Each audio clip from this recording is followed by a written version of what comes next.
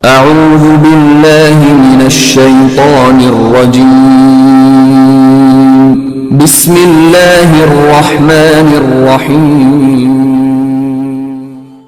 الحمد لله رب العالمين والعاقبة للمتقين والصلاة والسلام على رسول الله وعلى آله وصحابه أجمعين ومن تبعهم بإحسان إلى يوم الدين أما بعد اعوذ باللہ من الشیطان الرجیم بسم اللہ الرحمن الرحیم السلام علیکم ورحمۃ اللہ وبرکاتہ۔ امید ہے آپ تمام دوست احباب بخیر و عافیت سے ہوں گے۔ تو میرے پیارے دوستو، پچھلی ویڈیوز میں ہم نے مخارج کا بیان، حرکات کا بیان پڑھا ہے، تو آج ہم پڑھنے جا رہے ہیں۔ آج ہم نے سیکھنا ہے کہ الف اور حمزہ میں کیا فرق ہے۔ آج ہم اس کلاس میں، اس ویڈیو میں جانیں گے کہ الف کس کو کہا جاتا ہے اور حمزہ کس کو کہا جاتا ہے۔ بہت سے دوست احباب یہ سمجھتے ہیں کہ الف اور حمزہ یہ ایک ہے، جبکہ بات یہ نہیں ہے کہ الف اور حمزہ ایک ہے، الف الگ ہے اور حمزہ الگ ہے۔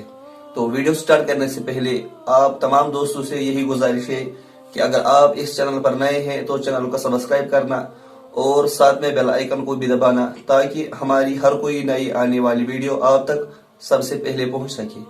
اور چینل کو سبسکرائب کرنے کے ساتھ ساتھ اس کو شیئر بھی کر دیجئے، تاکہ آپ کے دوست، آپ کے احباب، آپ کے رشتہ دار بھی قرآن سیکھے، قرآن پڑھنا سیکھے، اور آپ کو بھی اللہ تبارک و تعالی اجر دے گا اور مجھے بھی اجر دے گا۔ تو لیٹ اس اسٹارٹ۔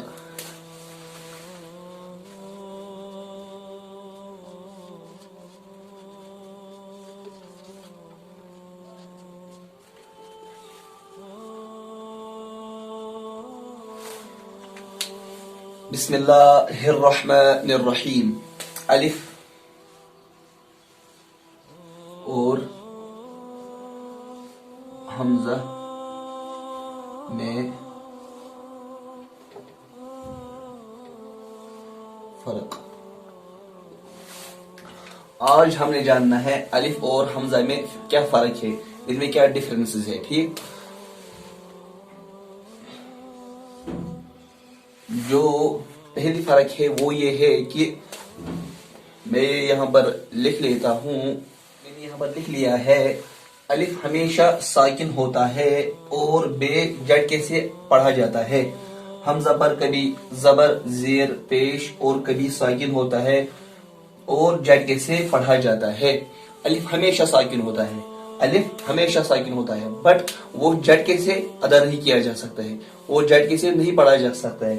اور جو حمزہ ہے وہ کبھی مطلب اس پر زبر بھی آ سکتی ہے، زیر بھی آ سکتی ہے اور پیش بھی آ سکتا ہے، اور اگر کبھی وہ ساکن ہو، یعنی اگر کبھی حمزہ پر جزم ہو تو وہ جھٹکے سے پڑھا جاتا ہے، وہ جھٹکے سے ادا کیا جا سکتا ہے۔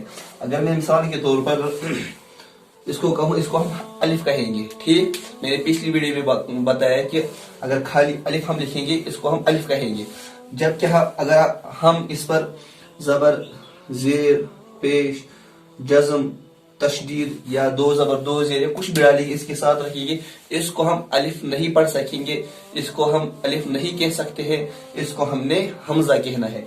وہی بات میں نے یہاں پر کہی، الف ہمیشہ ساکن ہوتا ہے، الف ہمیشہ ساکن ہوتا ہے۔ مثال کے طور پر میں نے لکھا قول، قول، قوف الف زبر قو، لام زبر لا، یہ بنتا ہے قول۔ اس کا مطلب ہے الف یہاں پر ساکن ہے، اسی لیے ہم نے الف کو قوف کے ساتھ ملا کے پڑھا ہے۔ میں نے پڑھا ہے قول، اور یہ ساکن ہے بٹ اس پر جزم لکھی ہوئی نہیں ہے۔ تو وہی بات میں نے کہی، الف ہمیشہ ساکن ہوتا ہے اور بے جھٹکے سے پڑھا جاتا ہے۔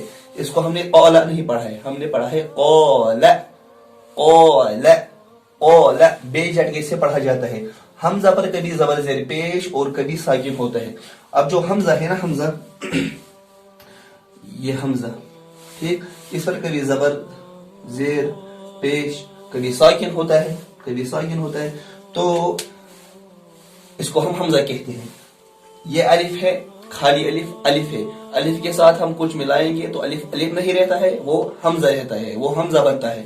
تو جب یہ حمزہ بن جاتا ہے تو الف نہیں کہہ سکیں گے۔ جب اس پر کوئی حرکات نہ ہو تو اس پر اگر جزم ہو تو اس وقت یہ جھٹکے سے پڑھا جاتا ہے، ٹھیک اس وقت. تو میں نے یہاں پر قرآن مقدس کی یہ مبارک آیت لکھی ہے. اس میں اللہ تعالیٰ فرماتے ہیں ان تکونوا تعلمون فإنهم يعلمون كما تعلمون. کما تعلمون. تا یا تا. ہم نے کیوں پڑھا اس کو تا, اس کو کیوں پڑھا یا, اس کو کیوں پڑھا تا؟ کیونکہ یہاں پر الف جو ہے یہ الف نہیں ہے, یہ اب حمزہ ہے, کیونکہ اس کے اوپر ساکن ہے, اس کے اوپر جزم ہے, اس کو اب جھٹکے سے پڑھنا ہے. میں نے ابھی بتایا کہ اگر الف ہے تو ٹھیک, اگر الف کے اوپر جزم ہے تو اس کو ہم الف جیسی آواز نہیں نکال سکتے, اس کو جھٹکے سے پڑھنا ہے. وہی بات یہاں پر بھی ہے ان تکونوا تعلمون. تعلمون کیونکہ یہاں پر حمزہ ہے, حمزہ ساکن ہے, تو حمزہ ساکن کے پڑھنے میں جھٹکا ہوتا ہے. تعلمون تعلمون فإنهم يعلمون يعلمون يعلمون كما تعلمون. ٹھیک, تو یہ ہوئی پہلی ڈیفرنس. امید ہے کہ آپ کو یہ سمجھ میں آئی ہوگی. اس کے بعد جو پہلے ہمیشہ زبر آتا ہے اور حمزہ سے پہلے زبر زیر پیش تینوں حرکتیں آ سکتی ہیں. الف سے پہلے صرف زبر آ سکتی ہے, الف سے پہلے صرف زبر آ سکتی ہے. حمزہ سے پہلے زبر بھی آ سکتی ہے, زیر بھی اور پیش بھی آ سکتا ہے. ٹھیک, جیسے کہ اللہ تعالیٰ قرآن مقدس میں فرماتے ہیں سورہ نساء میں آیت نمبر 103 فرماتے ہیں فَإِذَا. ٹھیک, فَإِذَا الف سے پہلے زبر آیا. فَإِذَا قَضَيْتُمُ الصَّلَاةَ فَاذْكُرُوا اللَّهَ قِيَامًا وَقُعُودًا وَعَلَى جُنُوبِكُمْ. ٹھیک, فَإِذَا الف سے پہلے زبر, قضيتم الصلاة فاذكروا الله یا الف سے پہلے زبر, قیاما وقعودا وعلى جنوبكم. تو یا میں بھی الف سے پہلے زبر آیا, فَإِذَا وہاں پر بھی الف سے پہلے زبر آیا. اسی طرح سورہ فاطر میں بھی اللہ تعالیٰ فرماتے ہیں, کیا ہے وہ آیت, وَلَئِن زَالَتَا إِنْ أَمْسَكَهُمَا مِنْ أَحَدٍ مِّن بَعْدِهِ.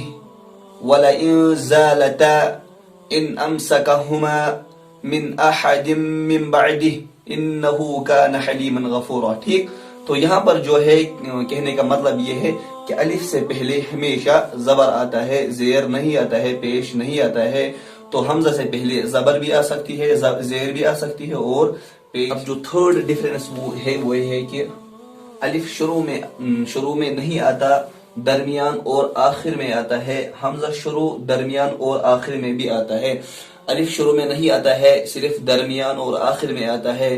اور جو حمزہ ہے وہ کیا ہے, وہ شروع میں بھی آتا ہے اور آخر میں بھی آتا ہے اور درمیان میں بھی آتا ہے. مثال کے طور پر اگر ہم لکھیں گے